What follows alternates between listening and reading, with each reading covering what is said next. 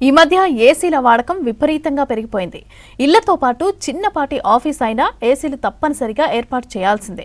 దీనివల్ల ఎక్కువ విద్యుత్ వినియోగంతో పాటు వాతావరణం వేడెక్కి అనేక నగరాలు హీట్ ఐలాండ్స్ గా మారిపోతున్నాయి. దీనికోసమే రాష్ట్ర ప్రభుత్వం భారత్ ఫ్యూచర్ సిటీలో కొత్త విధానాన్ని అమలు చేయబోతోంది. అయితే ఏసీల అవసరం లేకుండానే ఇళ్లను చల్లబరిచేలాగా డిస్ట్రిక్ట్ కూలింగ్ సిస్టమ్ అందుబాటులోకి తేనున్నారు. ఇక దీంతో విద్యుత్ను ఆదా చేయడంతో పాటు పర్యావరణానికి కూడా మేలు చేస్తుందని అంటున్నారు అధికారులు.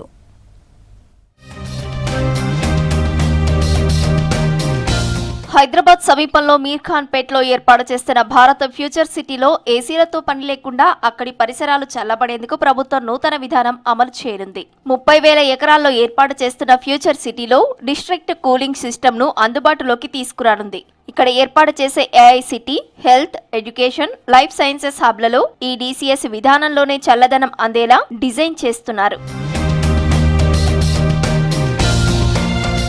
ఏసీల అవసరం లేకుండా విద్యుత్ను ఆదా చేయడంతో పాటు పర్యావరణానికి మేలు జరుగుతోందంటున్నారు అధికారులు. ఇప్పటికే ఈ విధానం గుజరాత్లోని గిఫ్ట్ సిటీలో అమల్లో ఉందన్నారు. హైదరాబాద్లోనూ ఓ ఐటీ కంపెనీతో పాటు ఐటీ కారిడార్లోని ఓ గేటెడ్ కమ్యూనిటీలో ఈ తరహాలోనే ఏర్పాటు చేశారు. కొత్తగా నిర్మించే నగరాలు, మాల్స్లలోనూ ఈ విధానం ఏర్పాటు చేస్తున్నామని తెలిపారు అధికారులు. డిస్ట్రిక్ట్ కూలింగ్ విధానంలో ఏసీల అవసరం లేకుండా చల్లని నీటిని పైపుల ద్వారా భవనాల్లోకి పంపి లోపల ఉండే వ్యవస్థ ద్వారా గదులు చల్లబడేలా చేస్తారు. ప్యూరిఫై చేసిన నీటిని 5 డిగ్రీల సెల్సియస్ వరకు కూలింగ్ చేసి పైపుల నుంచి భవనాలకు సప్లై చేస్తారు. బిల్డింగ్ లో ఏర్పాటు చేసే ఎయిర్ హ్యాండ్లింగ్ యూనిట్లు ఈ కూల్ వాటర్ ను ఉపయోగించి గదులను చల్లబరుస్తాయి. ఏసీలతో పోలిస్తే 30% విద్యుత్ ఆదా అవుతోందన్నారు నిపుణులు.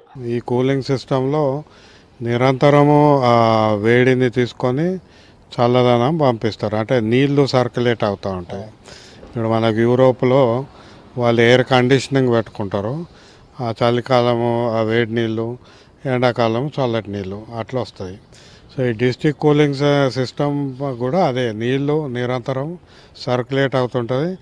అక్కడ వేడి తీసుకొచ్చి ఇక్కడ విడుదల చేస్తుంటారు. ఫ్యూచర్ సిటీలో డిస్ట్రిక్ట్ కూలింగ్ సిస్టమ్ ను అమలు చేయడంతో పర్యావరణానికి ఉపయోగకరంగా ఉంటుందన్నారు పర్యావరణవేత్తలు.